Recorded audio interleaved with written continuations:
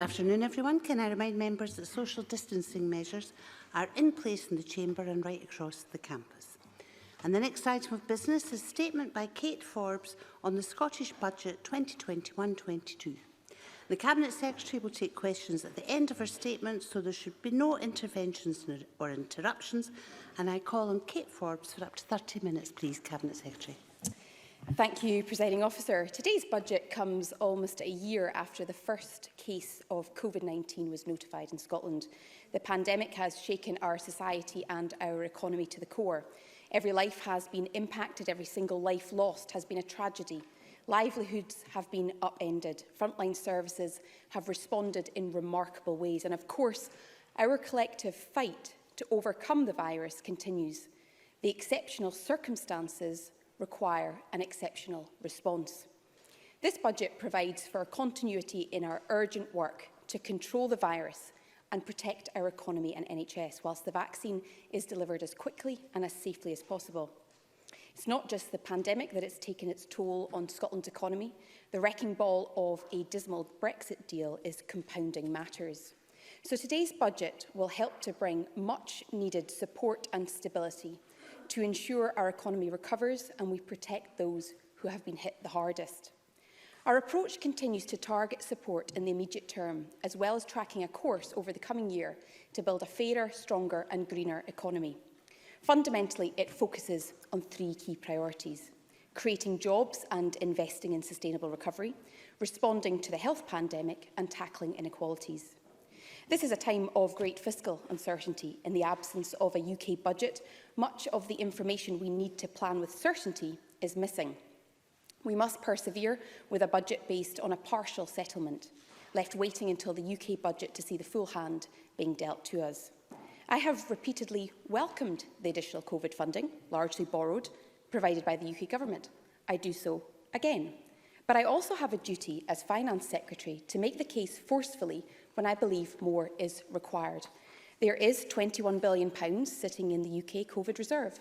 Our share of that funding would help meet the ongoing needs of our businesses, our NHS and other public services. And in the interests of providing certainty and based on the balance of consequentials received to date, I have made a prudent funding assumption and allocated £500 million against what we expect to flow to us from that COVID reserve next year. This will help make the budget process more transparent and aid parliamentary scrutiny of our funding decisions. I've written to the Chancellor this week setting out the Scottish Government's priorities for the UK budget and seeking clarity and flexibility on several matters of importance to Scotland. Presiding Officer, given the particular interaction between this year's and next year's budget, I'll touch on the 2020-21 position as we approach financial year end. Last month, I set out how COVID funding was being allocated in full. Following my assessment of the latest position and confirmation of an additional £400 million of consequential funding, I have already confirmed further 2020-21 funding of £300 million for business support, including payments from the Strategic Framework Business Fund to the end of this financial year, one-off top-ups to the grant support for hospitality, retail and leisure businesses, comparable support for island businesses and increased funding for the taxi and wedding sector funds. There is also £85 million for education recovery and £30 million for university student hardship. On Monday, councils paid out millions in framework funding and sector top-ups, significantly more than the figures published earlier this month. And since Boxing Day, payments have been made to tens of thousands of businesses. That builds on the 383,000 businesses awards made since the beginning of the pandemic, valued at over £2.3 billion. Alongside that, we are filling the gaps in support through sector-specific funding, with funding now available for taxi drivers, brewers, travel agents, indoor football clubs, events and a variety of businesses in the wedding sector, from florists to photographers. I know that businesses will continue to need support for as long as they need to close, and they want certainty about the future. I can confirm today that the Strategic Framework Business Fund will continue to support businesses beyond the end of this financial year, should funding from the UK Government be forthcoming. And I can confirm two further measures. One, a doubling of the discretionary fund for local authorities to £60 million to distribute as they wish, and a commitment to pay February grants at level 4, irrespective of what levels are confirmed over the next month. Presiding Officer, local government has been at the forefront in distributing grants, supporting communities and responding to the pandemic. Last year, the Scottish Government and COSLA agreed the details of a scheme that, estimated at £90 million, would compensate councils for the loss of income from sales, fees and charges due to the pandemic. Today, I am increasing that allocation to £200 million. When added to the £49 million previously announced, the total support for councils' losses this year is now up to an additional £249 million. I'm writing today to the Finance and Constitution Committee with the full 2020-21 allocation details, which confirms that every single penny has been allocated. Yesterday's GDP figures show that as a result of the restrictions we have had to put in place to control the virus, our economy is now 7.1% smaller than it was pre-COVID-19, while over the same period, the UK economy has shrunk by 8.5%. We've largely tracked the rest of the UK economy over the course of the pandemic, with a negligible difference in labour market and GDP statistics, but yesterday's figures suggest a widening gap in the impact on the Scottish and UK economies. The Scottish Fiscal Commission's forecasts published today show a difficult outlook. The current lockdown measures to suppress the new COVID variant will likely reverse some of the fragile economic recovery seen in the summer, with GDP forecast to fall 5.2% in the first quarter of 2021. The vaccine rollout and anticipated easing of measures mean the economy is expected to return to growth across 2021-22 as a whole. Yet the Commission still expects longer-term damage and does not expect GDP to return to pre-pandemic levels until 2024. The SFC also forecasts unemployment to increase to 7.6% in Q2 this year.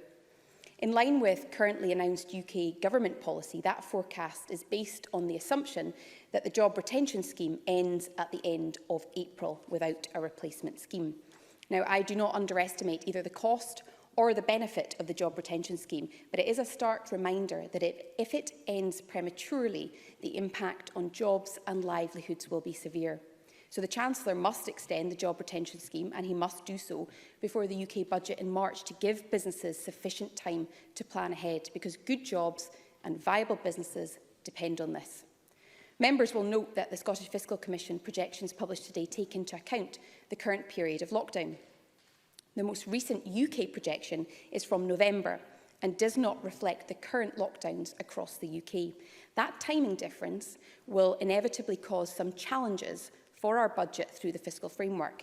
However, as Richard Hughes from the OBR said to the Finance Committee yesterday, UK GDP fell by less than expected in November, suggesting that we have become better adapted to dealing with lockdown conditions. But the latest restrictions will inevitably have an impact on the economy. The updated SFC projection for Scotland sees growth fall in the first quarter of this year, whilst the OBR had been forecasting growth in its November publication.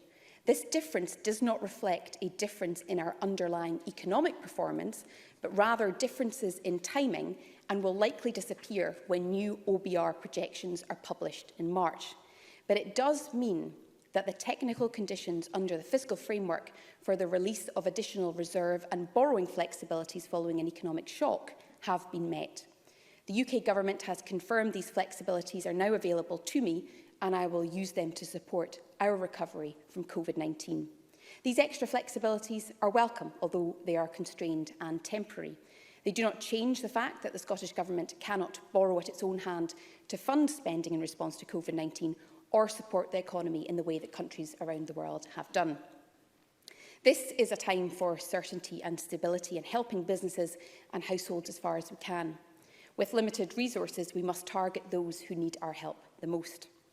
I'm delivering that stability and certainty that taxpayers need, with targeted support for the individuals and the businesses most impacted.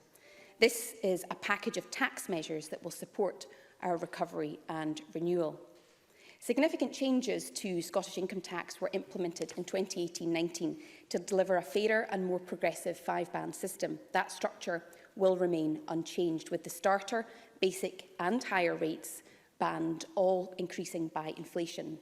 The top rate threshold will remain frozen at £150,000. This will see all Scottish taxpayers pay slightly less income tax next year than they will this year based on their current income. In addition to this, a majority will continue to pay less income tax than if they lived in other parts of the UK. Alongside record investment in public services, that is a key part of making Scotland an attractive place to live and work. On land and buildings transaction tax, the temporary change to the residential nil rate band introduced in July supported the housing market at a difficult time and contributed to a robust recovery throughout the year to date. The housing market reopened in June and has continued to operate uninterrupted since. That change was always meant to be temporary. The ceiling of the nil rate band will return to £145,000 from the 1st of April as intended, with no other changes to rates or bands. First-time buyer relief, however, will remain in place, saving first-time buyers up to £600 and meaning that an estimated 8 out of 10 first-time buyers will pay no tax at all. The additional dwelling supplement rate will remain at 4%. However, recognising the long-standing calls for change, we intend to consult early in the next Parliament on reforms to the ADS.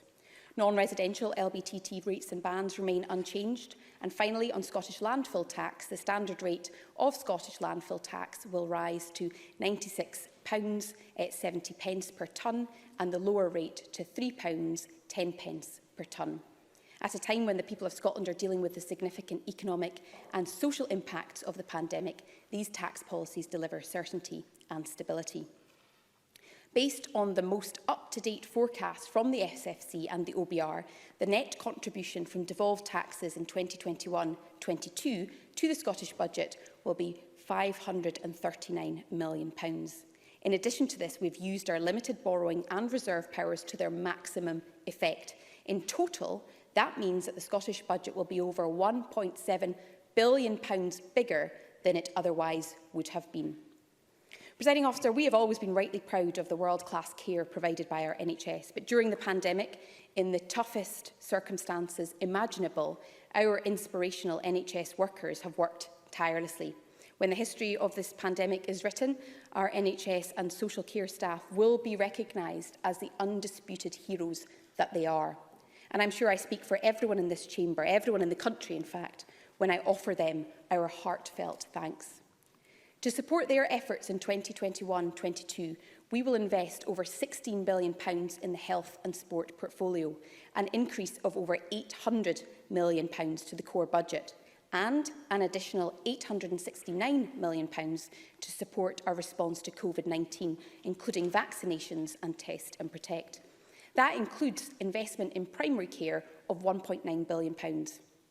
And it will bring our total investment in social care and integration to over £883 million in 2021-22.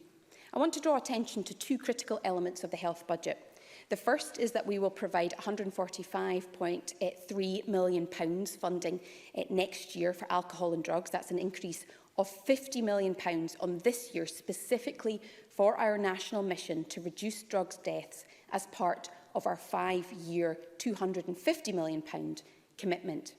Secondly, we know that the pandemic has taken a huge toll on mental health, and so next year's investment in mental health will exceed £1.1 billion.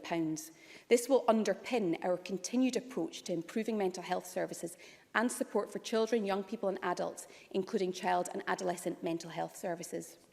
The social harms of COVID-19 have exacerbated poverty and inequality, highlighting the importance of driving progress towards our statutory targets to reduce and ultimately eradicate child poverty by 2030.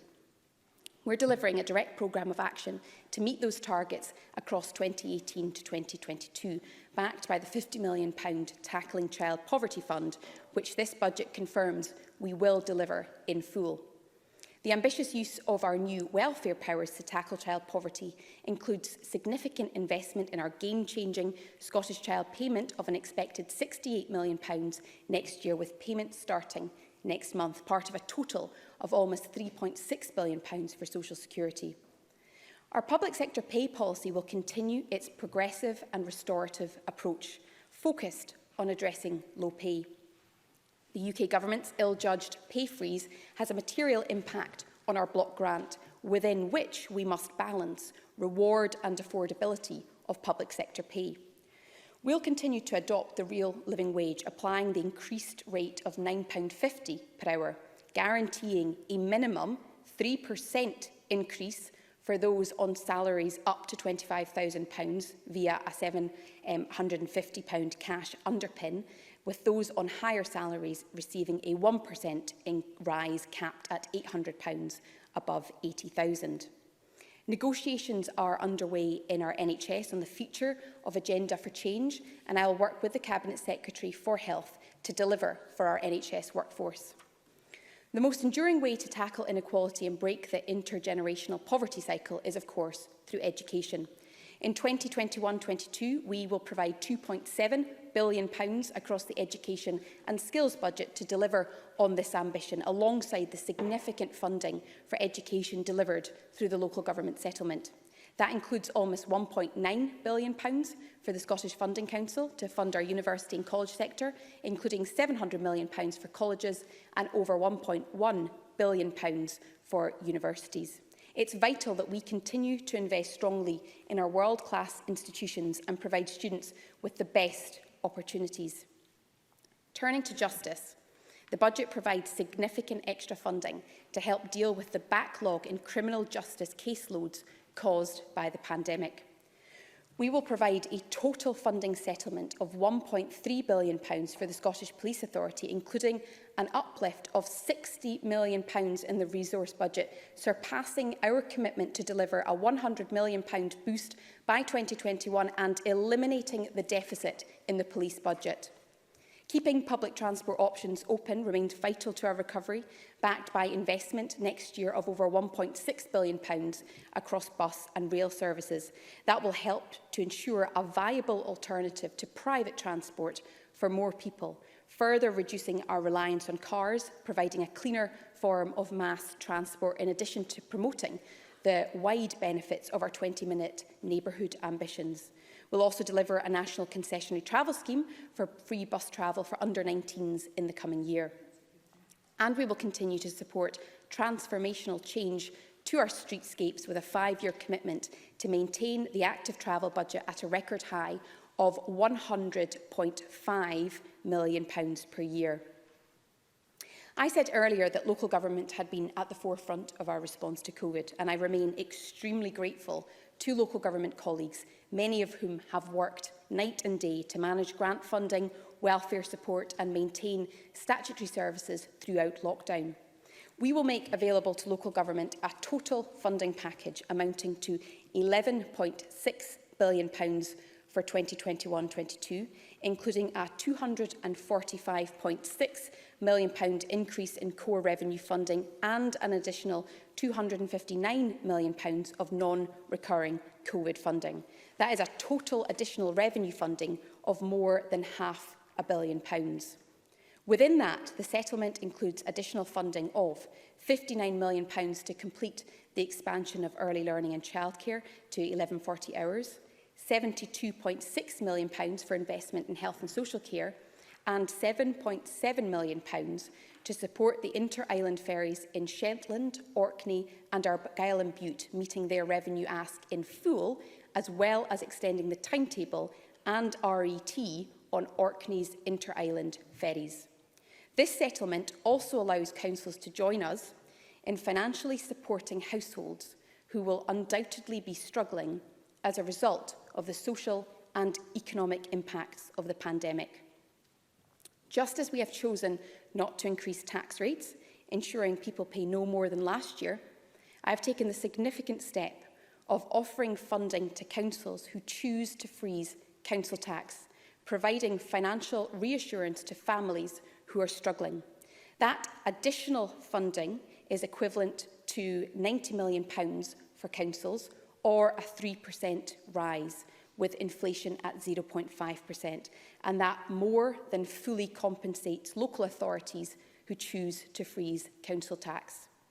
That takes the increase for core revenue services to £335.6 million, and when added to the non-recurring COVID funding of £259 million, provides a total increase for local government of £594.6 million in 2021-22. I've also confirmed a further increase of £110 million over previously announced plans for the Lost Income Scheme for local government. Presiding Officer, while the pandemic's profound effect on our economy requires constant support, it also requires us to plan and deliver a strong, fair and green recovery in the long term. The future of our public services depends on the resilience and the strength of our economy. And so, if this budget must achieve anything, it must set the groundwork for economic recovery. Today, I set out a plan to deliver that. A plan which provides for ongoing business support, tackles unemployment, helps businesses emerge stronger and invests in long-term growth. Leadership matters, and our enterprise agencies must have the resources they require to play a leading role in the recovery. The collective resource budget for the 3 enterprise agencies in the Highlands, the south of Scotland and across Scotland will increase by more than 12%.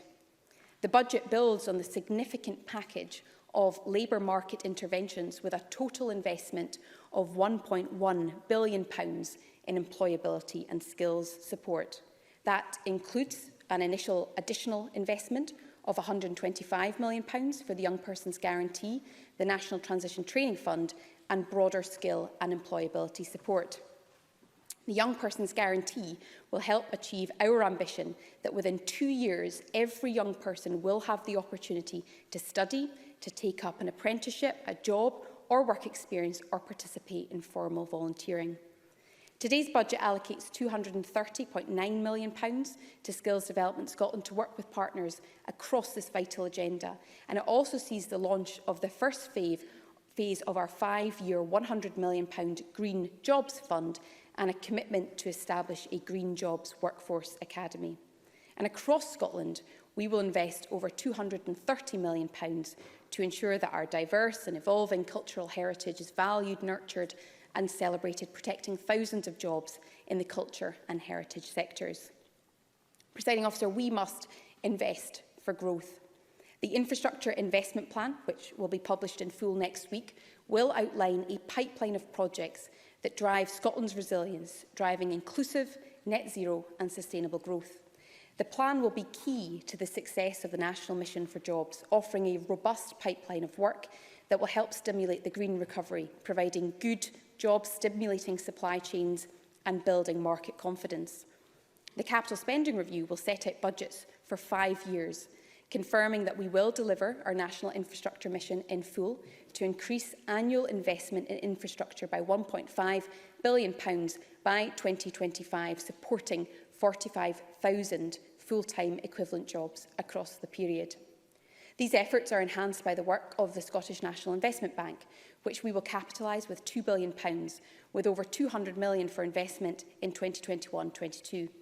Next year, we will provide funding of £210 million for cities investment and strategy, and that will continue our work with regional partners to progress all deals not yet in delivery, with the aim of concluding full deals for all regions, urban and rural, by the end of 2022. COVID has further underlined the value of a safe, secure and affordable home, and our homes will also now be somewhere many of us work from. We're providing more than £800 million for housing in the budget. Building on our achievement of having delivered almost 97,000 affordable homes since 2007, I'm allocating funding of more than £711 million to the Affordable Housing Supply Programme. Capital investment will inject confidence in our economy, but it will also help to meet our statutory commitment to be a net zero society by 2045. Our carbon taxonomy shows nearly 37%, or over £1.9 billion, of our capital investment is low carbon. And as we look to Glasgow hosting the COP26 summit in November, we want to inspire global action and demonstrate that Scotland is a world leader in green and renewable technologies. The Programme for Government and our recent climate change plan update together outlined a £2 billion low carbon fund over the next Parliament, central to which is investment of almost £1.6 billion in heat and energy efficiency in our homes and buildings. Through the fund, we will also begin a 5-year £50 million programme of investment to regenerate Scotland's vacant and derelict land. That will help put abandoned land to use across our communities. This includes creating community gardens to nurture well-being, provide a local food supply and improve biodiversity, or creating space for community renewables projects, low-carbon affordable housing, urban farms, woodland and green spaces. Presiding Officer, I strongly believe in investing in economic recovery in every part of the country, including rural areas. Recognising the acute impact of the pandemic on our rural communities, we will double the Rural Tourism Infrastructure Fund, helping tourist attractions and communities make improvements to cope with increased visitors. Our £801 million investment in agricultural support will offer much-needed stability to our farmers, our crofters, our land managers, and help ensure our agriculture sector plays a leading role in our transition to net zero.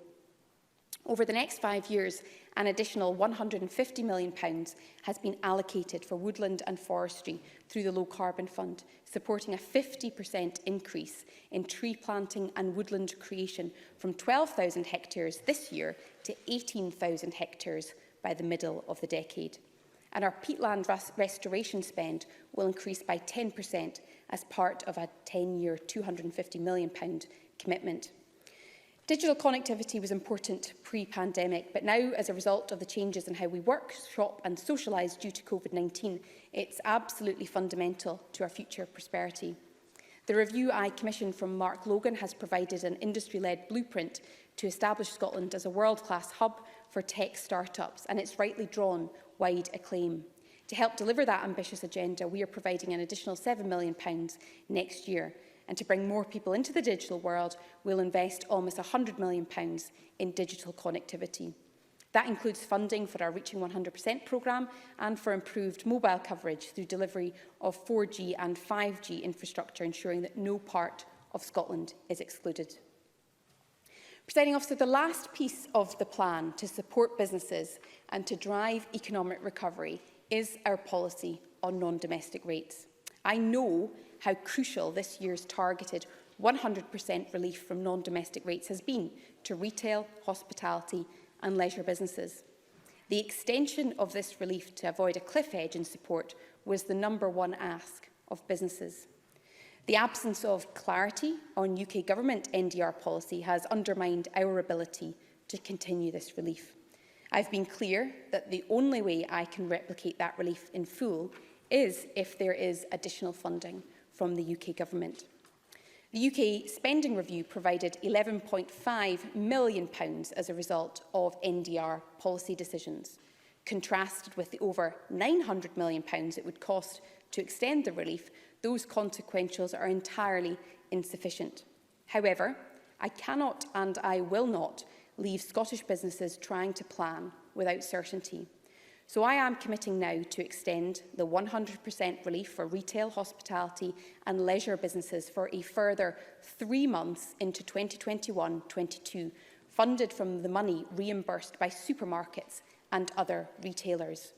I continue to urge the UK Government to bring forward an extension to their equivalent relief, and should they do so, I will use the funding generated to match their extension.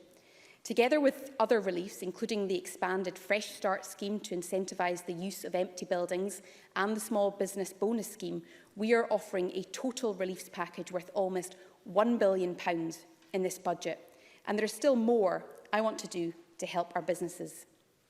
The UK and the Welsh Governments have frozen their non-domestic rates poundage.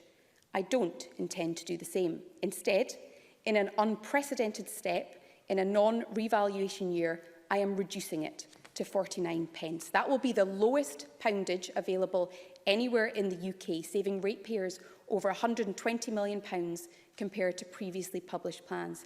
Let nobody doubt, this is a government that listens and acts when it is most needed. Presiding Officer, we have been through so much as a country. Our recovery may be long and it will be hard, and we cannot guarantee that there won't be more tough times ahead. But throughout these dark times, we've never given up hope. Hope for a better future, for a healthier, greener, fairer society. And now with large-scale vaccination focused firstly on the most vulnerable, there is some light at the end of the tunnel. This budget seeks to build on that hope, and by focusing on how we continue to protect, to recover, to rebuild and to renew our country, it seeks to make that light at the end of the tunnel shine that little bit brighter. Thank you.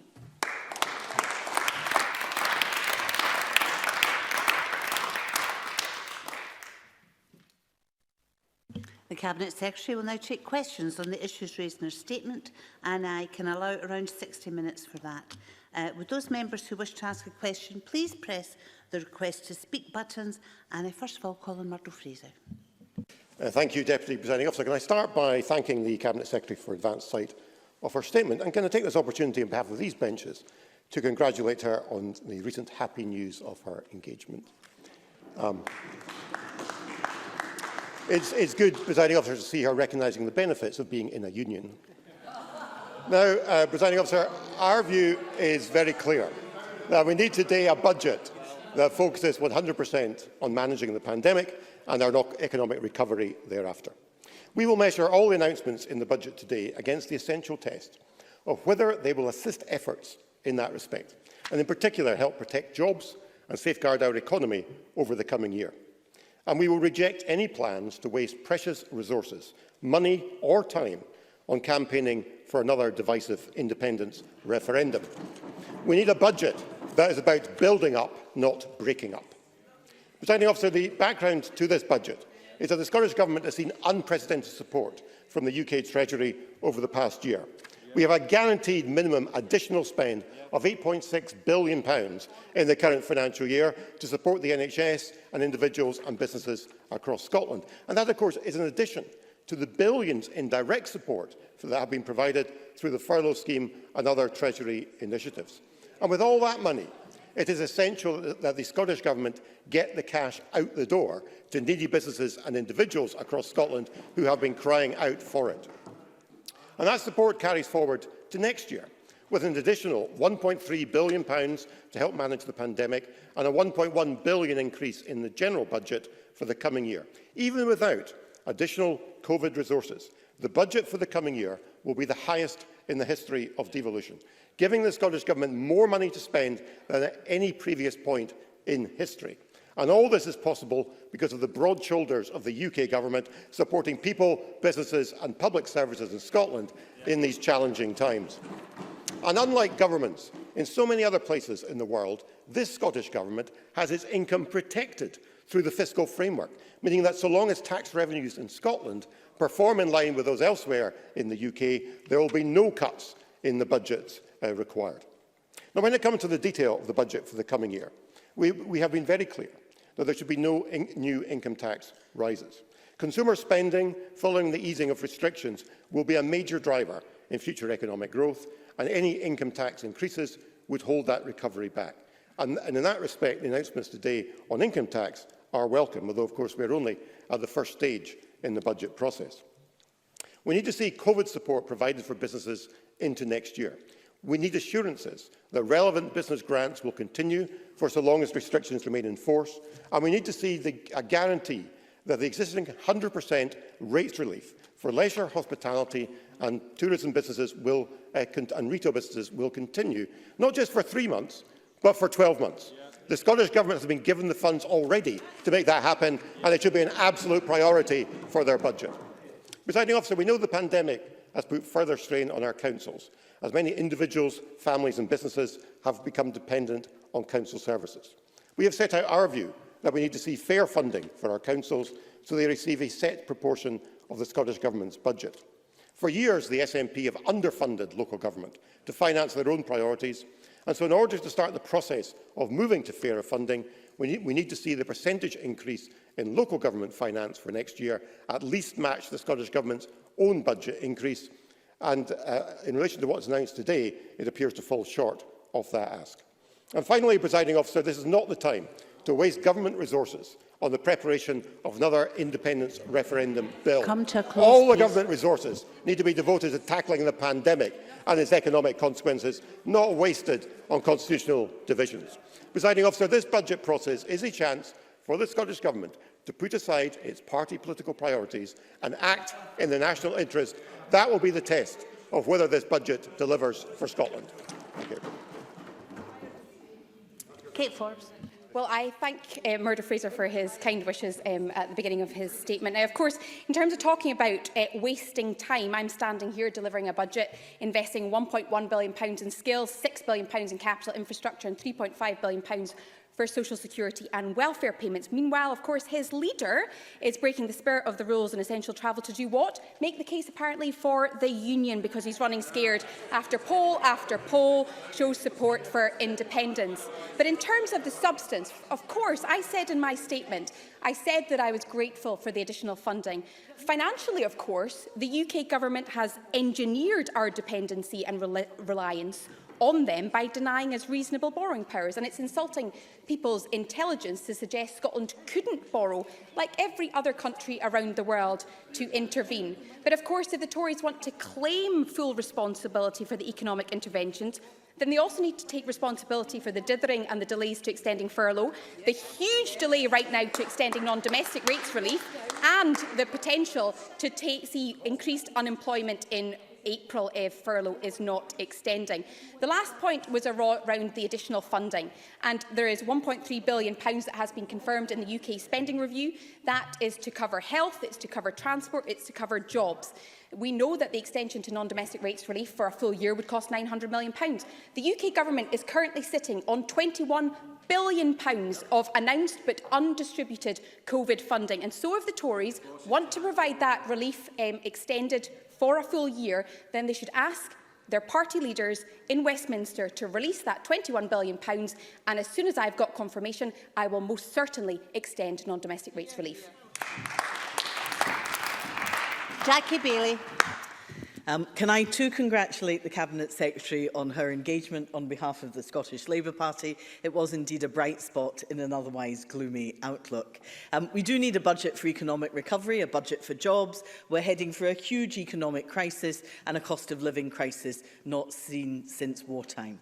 So I welcome the renewed focus on the economy, the extension of business rates relief, the reduction in rates poundage, and I look forward to having further discussions, because I note that the Scottish National Investment Bank's money has actually decreased, and at a time when we should be focusing on economic recovery, that is disappointing. I will also look forward to further discussion on support for local government, which falls short of what's required. But can I, Presiding Officer, turn to the question of pay?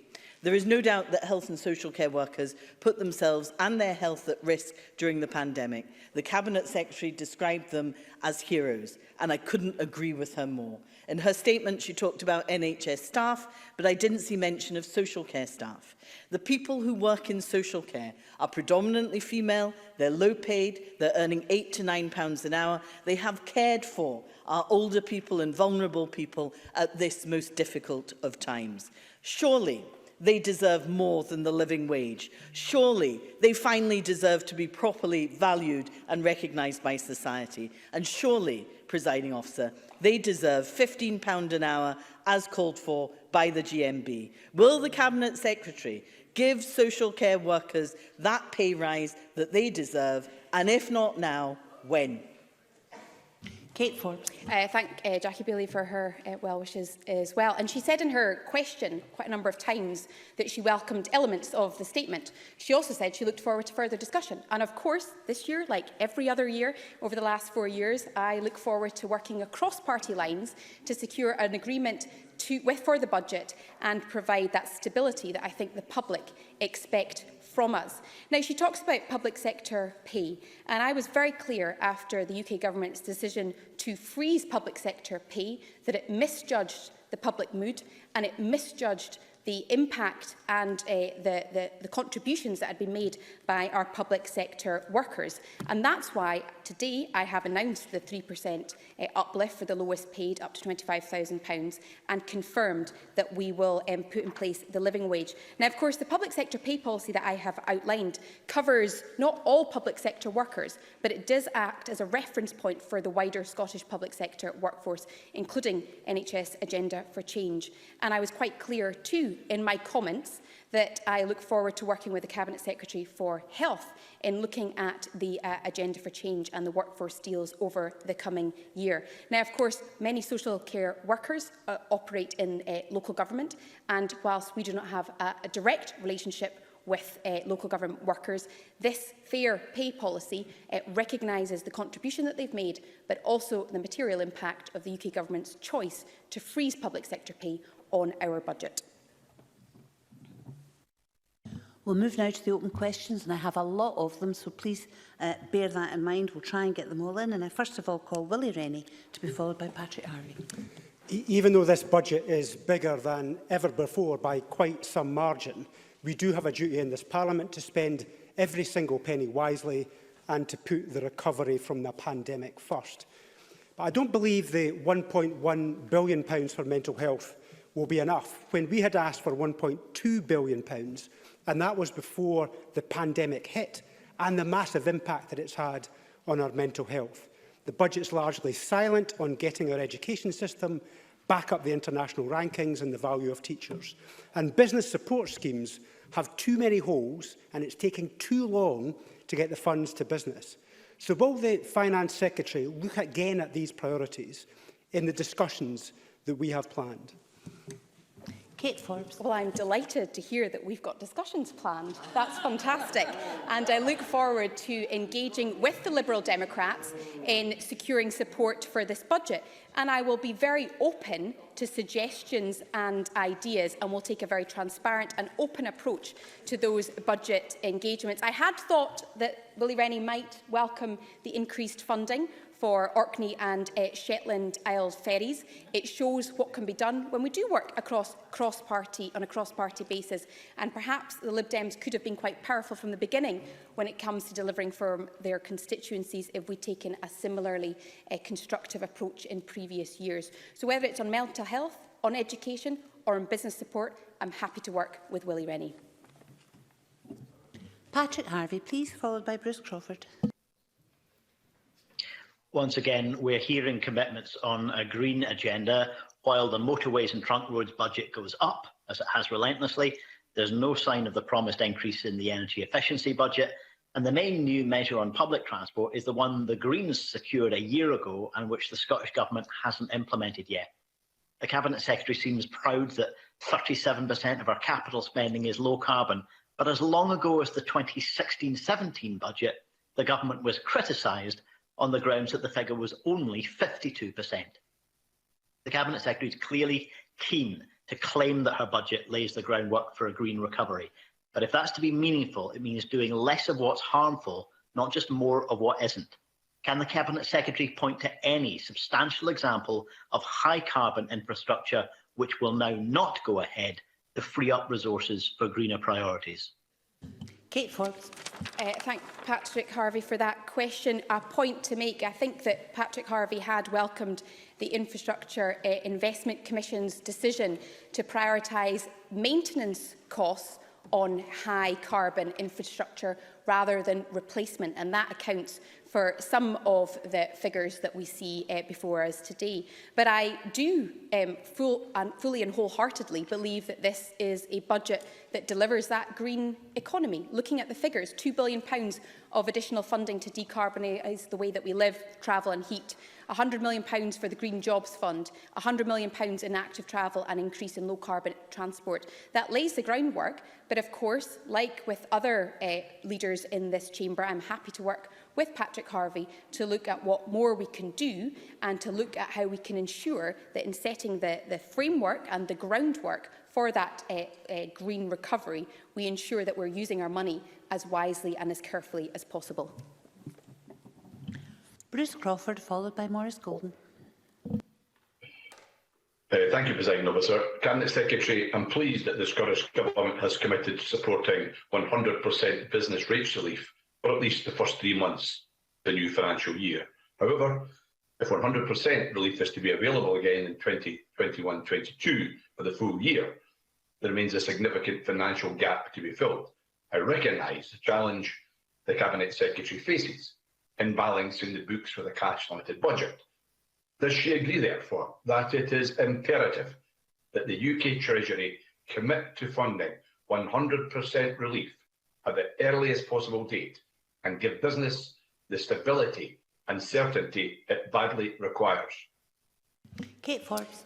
Thank Bruce Crawford for the question. I know that businesses need as much advance notice as possible to make decisions for the next financial year. And that is why, whilst I've been clear that we cannot afford an extension without the UK Government doing something similar for a year, I have used every penny at my disposal to at least provide an initial 3-month extension with the reassurance that if that is extended further, I will follow suit. However, businesses cannot wait until the 3rd of March, leaving them only a matter of weeks before the end of the financial year to know about that extension and about that certainty.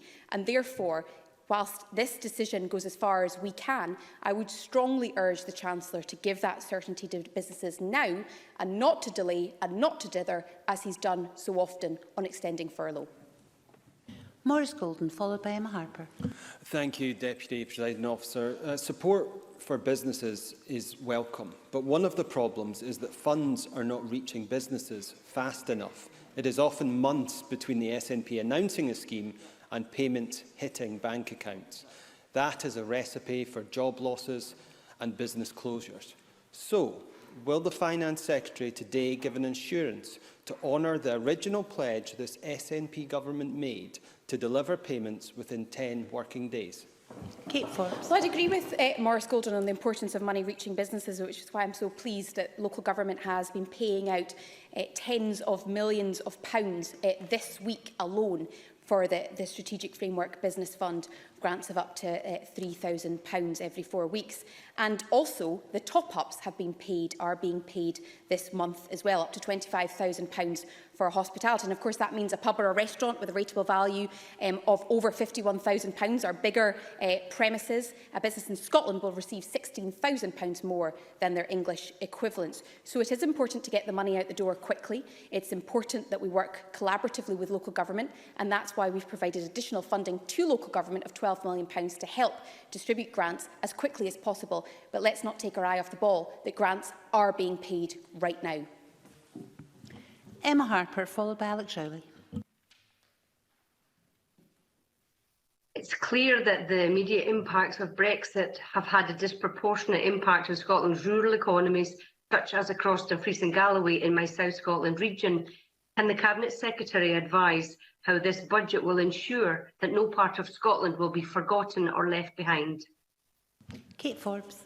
Well, we do recognise the acute impact that's been seen by our rural communities, whether they're in Emma Harper's constituency or in the Highlands and the Islands. I mentioned the doubling of the Rural Tourism Infrastructure Fund, which is something that I'm particularly proud of, having seen the benefit it's delivered in rural communities.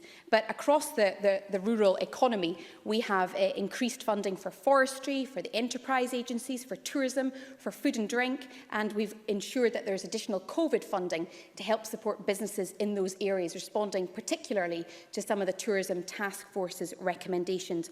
Of course, there is one challenge because of the replacement to EU funding has fallen short from the UK Government, and we continue to press the UK Government for more clarity on future funding for our farming and our fishing communities. Alex Rowley, followed by George Adam.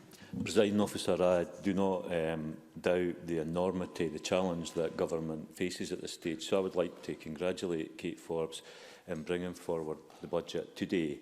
I hope she will take serious the offer for Jackie Baillie. There's no doubt that the most undervalued workforce in Scotland is the social care sector, and I do hope that you will discuss with the Labour Party our proposal for £15 per hour for all social care workers. But could I specifically ask, on youth unemployment, today you talk about £230.9 million to skills development to work with partners on this area. There are currently 36,000 young people who are unemployed. Is there a guarantee for that 36,000 people that they will get some kind of meaningful employment? Kate Forbes. early and do make that commitment to work across party lines.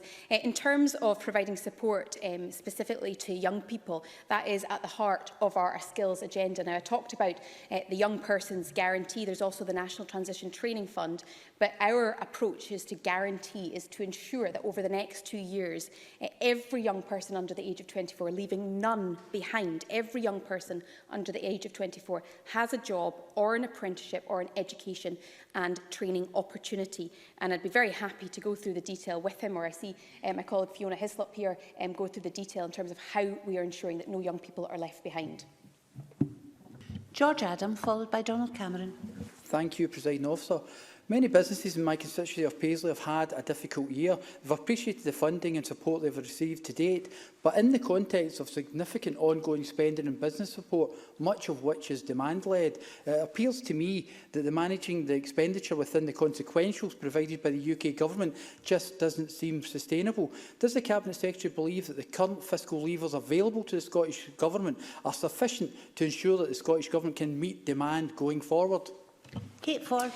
Well, I think that point around the fiscal framework has actually been recognised now right across the chamber. It's been recognised by cross-party finance committee, it's been recognised by independent stakeholders that the fiscal framework was already proving insufficient before COVID, and the UK Government's denial of any temporary fiscal flexibility to manage the volatility under the pandemic has compounded our financial challenge. Now, there is an opportunity to review the fiscal framework, and today I announced obviously the fact that we do have some additional flexibilities next year which will be welcome, but they are temporary and they don't go far enough. So it is important for the sake of businesses and our other public services that we are able to manage spending that we have available and manage it in a flexible way. Donald Cameron and then Annabel Ewing. The Cabinet Secretary will be aware that UK Government support for the NHS during the pandemic has gone beyond the 5-year forward view, with spending on the NHS in England due to increase by £6.3 billion next year. Can she confirm that the Scottish Government will pass on every penny of the Barnett consequentials arising from this funding to the NHS in Scotland? Kate Forbes. The very short answer to that very important question is yes. The Scottish Budget takes total health portfolio funding in excess of £16 billion. That's an increase of over £800 million, and over and above that, there is £869 million of funding to address pressures specifically related to COVID-19, like vaccinations and Test and Protect. Annabel Ewing, followed by Sarah Boyack. Thank you, Presiding Officer. The Cabinet Secretary will be aware how important council leisure centres are for local communities, and this is indeed the case in my constituency of Cowdenbeath. Can the Cabinet Secretary therefore outline how this Scottish Government budget will support Fife Council and indeed other local authorities to make up any funding gaps to ensure that these key community resources can continue to play their vital role in the months ahead? Kate Forbes. Well, it's an important question because we know that for local government, not only has there been an increase in demand putting pressure on their services, but also sources of income have been depleted as a result of lockdown measures. And that's why it was so essential that I announced today an increase in the lost income scheme from £90 million to £200 million for the very purpose that Annabel Ewing has outlined. And that adds to the previously committed £49 million of consequentials to support lost income, for example, for councils' alios. So the overall local government settlement reflects the needs to support day-to-day services, but also the additional COVID costs. Sarah Boyack, followed by Kenneth Gibson. Cabinet Secretary, the Accounts Commission identified a £767 million council funding gap as a result of the pandemic, and today's budget announcement commits you to allocate £369 million additional funding. So do you accept there's still a gap of £400 million? Will you use this year's Scottish Government underspend to ensure our councils don't start the year with even worse cuts to services than last year? And did you just announce a 3% increase in pay for public sector workers? How will local authorities be able to afford that uplift, given the impact of COVID, huge pressures in core funding last year, and years of cuts to the non-core services, which will be vital for rebuilding our local economies?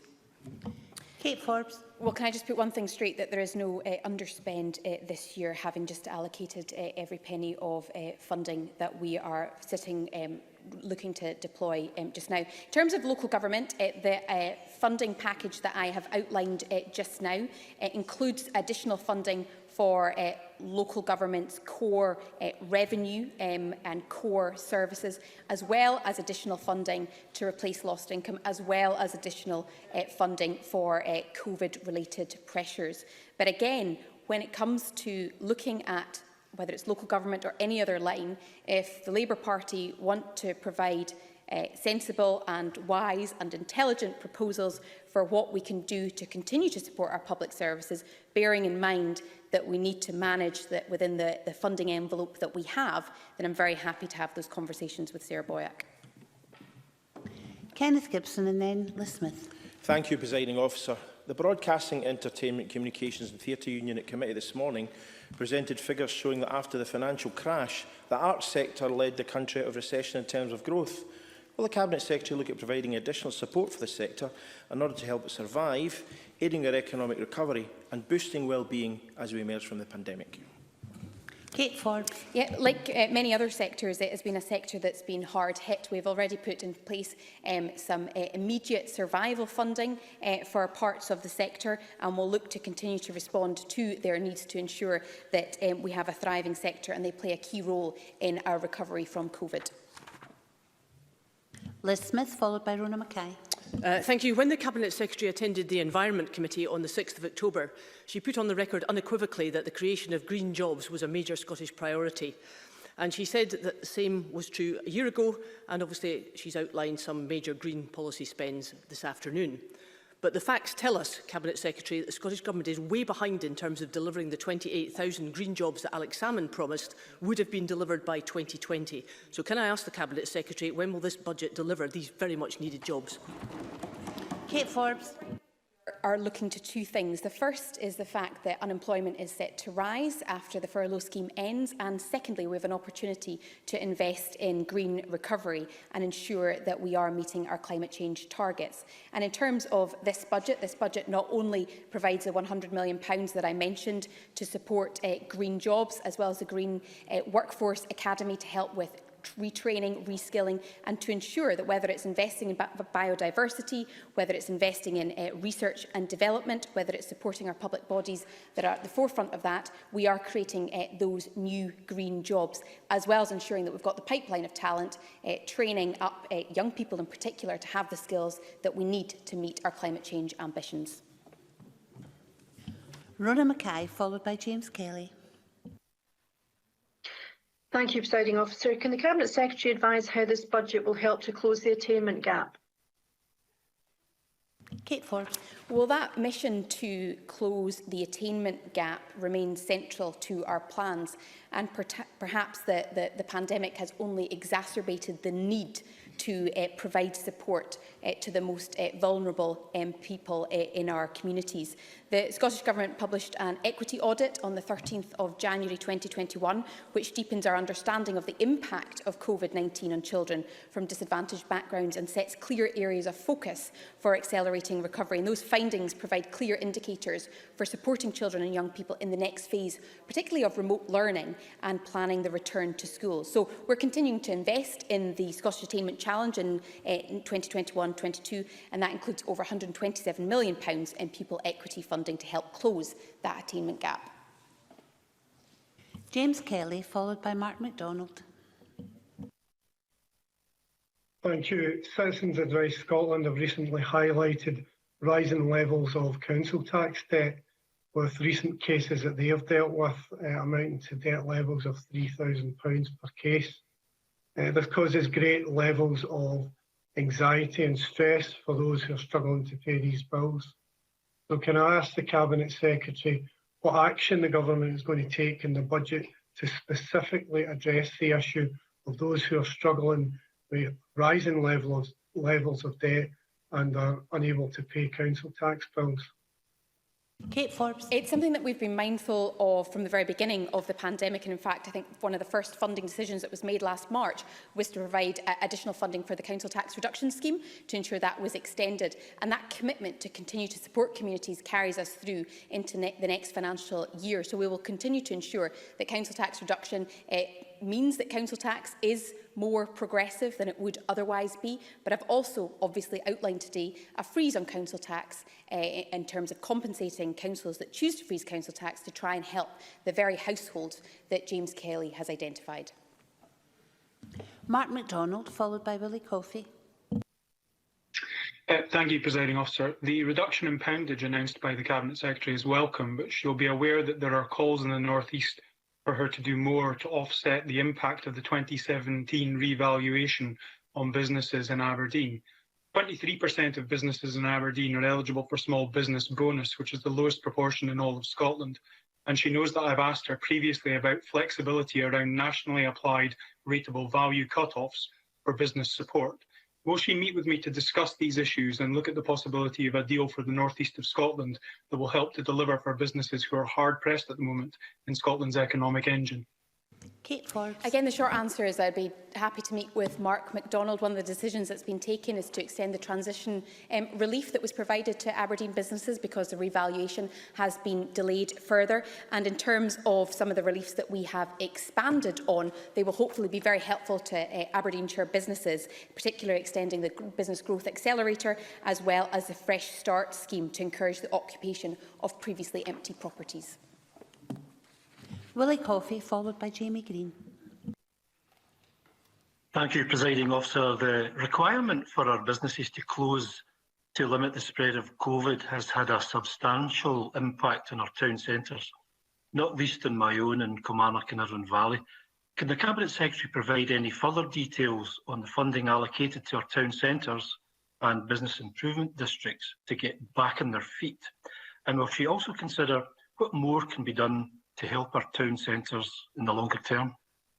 Kate Forbes. Well, our town centres have been hard hit, and there was already structural challenges before the pandemic, and that's only been exacerbated. So the budget provides £55 million in support of community regeneration, town centres and 20-minute neighbourhoods, as well as our ongoing support for Clyde Gateway as the initial investment backing delivery of our place-based investment programme. And that builds on the £22 million economic stimulus and other funding provided for town centres, smaller settlements and the business improvements district support last year.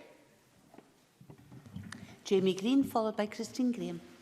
Thank you. Our vital higher education sector made a very clear and specific ask of the Government of £200 million to fully fund the Government's own policies. They've been given 18 in the budget. This Parliament also voted by majority for at least 2,000 more teachers in our schools and the rollout of free school meals for all primary children starting in the next financial year. Can I ask you, Finance Secretary, why none of these asks, including the ones this chamber voted for, have been honoured in today's budget?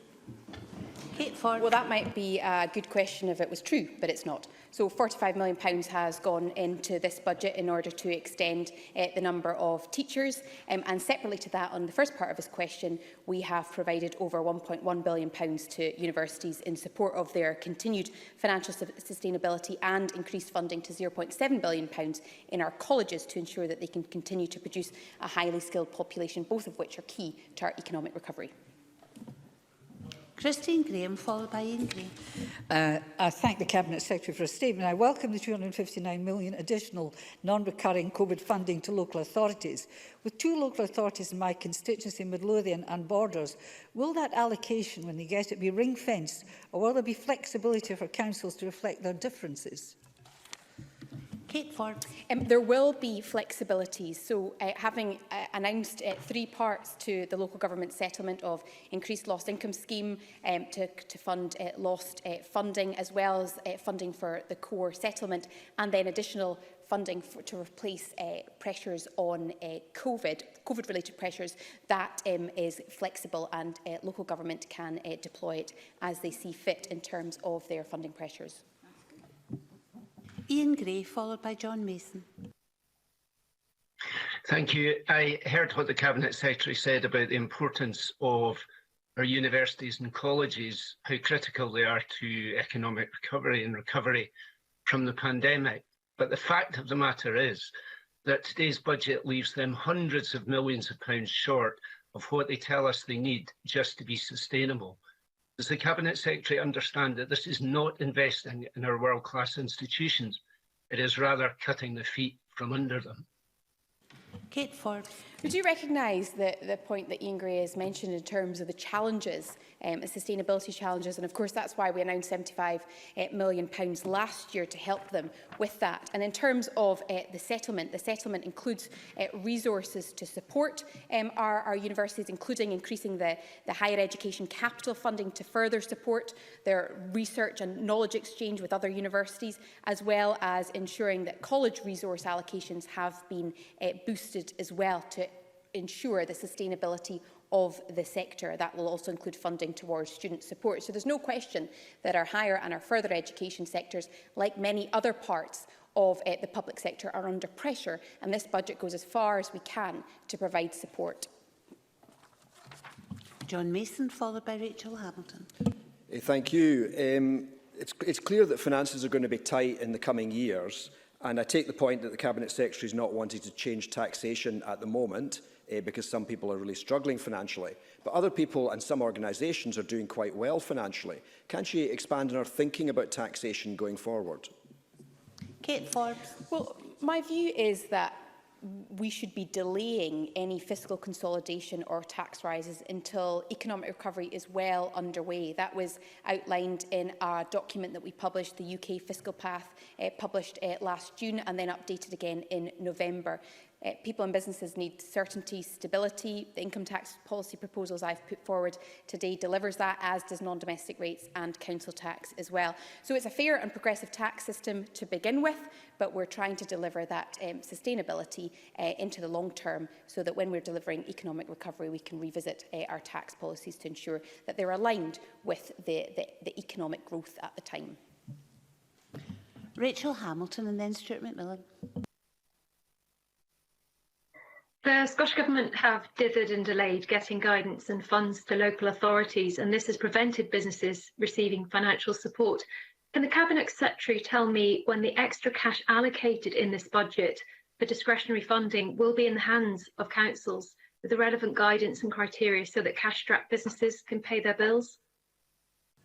Kate Forbes. Well, the doubling of the discretionary fund relates to funding that the local government has already. They've got the guidance. In fact, there's only two important elements of guidance for the discretionary fund, because it's entirely up to local authorities how they distribute it. And that is that it goes to businesses, and it goes to businesses that have been hardest hit and haven't had the funding to date. So we've outlined what the pipeline is of business support schemes, but now it's up to local authorities to use it and align it with local need.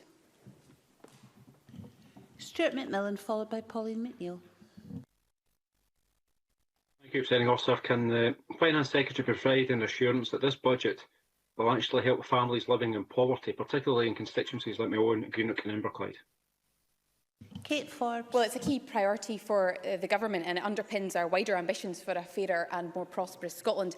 As outlined in the most recent Child Poverty Progress Report, investment targeted to support households on low incomes reached almost £2 billion in 2019-2020, with £672 million targeted specifically to support children in low-income households. And the budget for this year goes even further and includes £68 million towards the game-changing Scottish Child Payment, which will benefit families in Stuart McMillan's constituency. Pauline McNeill, followed by Fulton McGregor. The voluntary sector has embedded in our communities, providing a lifeline for families, providing food and delivering this on a shoestring budget with so many funding streams. The Cabinet Secretary didn't mention the voluntary or third sector. I can see from the figures that the increase is under 2 million. SCVO recently stated that 20% of charities reported a critical threat to the financial viability in the next 12 months. Can the Cabinet Secretary outline how she sees the importance of the voluntary or third sector in this pandemic? And does she recognise the work that they've done so far? And can she clarify whether or not they'll be committed to further funding these services, given the important role that they played in the last 9 to 10 months? Kate Forbes. I can reassure Pauline McNeill in saying that I do fully recognise the work of the voluntary and third sector when it comes to responding to the pandemic. And of course, that's why some of the first funds we invested was to provide support to them. And significant funds have been invested from the communities package in spring and the winter package as well. Now, of course, you'll have seen the publication of the recommendations of the Social Renewal Advisory Board recommendations. That is that underlines the importance of the third sector, and we will continue to provide investment to them. I would suggest that when it comes to the beginning of the next financial year and the potential for additional COVID funding, that we will be sure to provide additional funding where it's needed the most, including to the third sector. Fulton McGregor and then Graeme Simpson. Thank you, Presiding Officer. Cabinet Secretary, nightclubs and soft plays are quite unique in that they have remained shut throughout the pandemic. And if we are being realistic, they are the type of businesses that are likely to remain so for some considerable time to come. I know from nightclub and soft play owners in my constituency of Coatbridge and Christen that the specific grants paid in November last year were very welcome indeed. Can I ask if the draft budget has factored for the possibility of a similar type of payment at some point in the future, should it transpire, as is expected, that these particular types of businesses, because of their very nature of course, will remain closed for an extended period of time on essential public health grounds? Kate Forbes. Well, of course, as I said in my statement, the Strategic Framework Business Fund will continue to pay funding to businesses that are required to close or to modify their operations by law. I know that nightclub and soft play owners did benefit from the grants paid in November. We keep all the grants under review, recognising that there is a limited pot of funding and we need to ensure that it goes to the hardest hit businesses, which is why we have these sectoral funds to try and fill in the gap. So yes, we will keep that under review. Graeme Simpson, followed by Bob Doris. Thank you. It's been good to see more people walking, cycling during the pandemic, but if we're to maintain that progress, we need to invest more. So can the Finance Secretary explain why she's cut the budget for sustainable and active travel? Kate Forbes. On the contrary, we will invest £118 million through the Future Transport Fund in low carbon and other transformational initiatives, and we'll continue to invest £100.5 million in active travel, enabling the delivery of high quality walking, wheeling and cycling initiatives, access to bikes and supporting people who choose to be active and choose to use sustainable travel. So that funding is there and will continue to ensure that people have access to low carbon transport options. Bob Doris and then Miles Briggs. Presiding Officer, I was pleased to hear the Finance Secretary outline support to tackle poverty. But as we rebuild our economy, we must also tackle inequalities and provide equal opportunities for all. Will the Finance Secretary expand on how the measures set out in this budget can achieve that ambition? Kate Forbes. Well, this is a budget that has tackling inequalities and tackling poverty at its very core. And it includes, for example, a significant increase in delivering our game-changing Scottish Child Payment, which will provide support to thousands of families who need it. We have seen for over the last 2 years substantial investment in tackling inequalities. That need has only been exacerbated during the pandemic, and we will ensure that the funding, whether it's through for the Scottish Child Payment or it's to try and tackle the digital divide, or it's to provide the commitment to tackle child poverty, is delivered on in this coming financial year. Miles Briggs, followed by Colin. Thank you, Presiding Officer. Many people watching this statement today will be incredibly worried about their jobs, Finance Secretary. So can I ask you specifically, why has the government not taken forward the Conservatives' ask to establish job security councils so that as we look towards coming out of the pandemic, we can make sure that people who are unemployed can be rapidly matched with new opportunities? And given that each and every one of us will have very diverse local economies across our regions and constituencies, will she look at this again before she comes back to Parliament? Kate Forbes. With respect, whilst I'm very open to any proposals, and of course I will reiterate my suggestion that we work across cross-party lines to get the budget through, whilst I'm open to any proposals, I don't think it's security councils or any other kind of councils that the business community need right now. What they need is investment, targeted investment in terms of employability and skills. We see that with the Young Person's Guarantee, investment directly in businesses. We see that with the survival grants and investment through the Scottish National Investment Bank. And we see the increase in capitalisation in this coming year. But of course, with good proposals, I am more than happy to take those into account and work across party lines. Colin Beattie, please, followed by Neil Findlay. Cabinet Secretary, what resources are being committed to help exports get back on track following the double hit of the COVID-19 pandemic and Brexit, both of which have badly damaged Scottish businesses? Kate Forbes. Well, it does include funding for our strategy to increase exports. We obviously have a clear and a robust strategy as a trading nation. That strategy is more important than ever before, and that strategy wants to see Scotland's exports grow to 25% of GDP by 2029. So this year we're investing over £7 million to help deliver the ambition, as well as an additional £5 million to deliver year 2 of the food and drink sector recovery plans. So whilst the implications of the UK government's hard Brexit makes our job more difficult, it also makes this work even more important, and there's funding there and a clear strategy.